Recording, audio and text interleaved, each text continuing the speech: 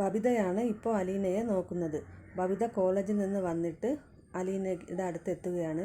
വെള്ളം ചൂടാക്കി കൊണ്ടുവന്ന് തുടച്ചു കൊടുക്കുന്നു. ആദ്യം മുഖം തുടയ്ക്കുന്നു, പിന്നെ കൈ തുടയ്ക്കുന്നു, അത് കഴിഞ്ഞിട്ട് കാല് തുടച്ചു കൊടുക്കുന്നു. ഇപ്പോഴൊക്കെ അലീന അത്ഭുതത്തോടു കൂടി അവളുടെ മുഖത്തേക്ക് തന്നെ നോക്കിയിരിക്കുകയാണ്.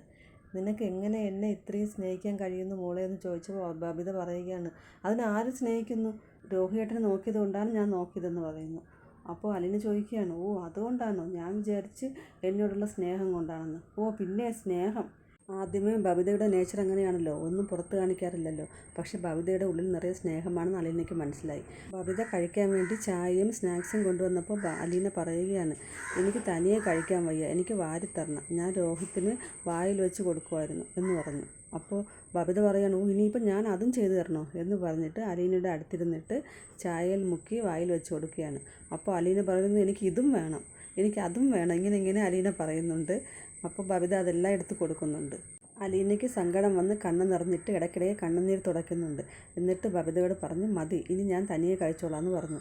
അപ്പോൾ ബബിത പറയുകയാണ്, ഇത്രയും ചെയ്തു തരാമെങ്കിൽ എനിക്ക് ഇതും കൂടി ചെയ്തു തരാൻ അറിയാം എന്ന് പറഞ്ഞിട്ട് ബബിത ബാക്കിയും കൂടി വായിൽ വെച്ച് കൊടുക്കുകയാണ്. രാത്രി ബബിത കഞ്ഞി ഉണ്ടാക്കിക്കൊണ്ട് വന്നപ്പോഴും അലീന ഇങ്ങനെ തന്നെയാണ് പറഞ്ഞത്, എനിക്ക് കഴിക്കാൻ വയ്യ, എനിക്ക് കോരി തരണം, എന്നാലും ഞാൻ കഴിക്കുള്ളൂ എന്ന് പറഞ്ഞു.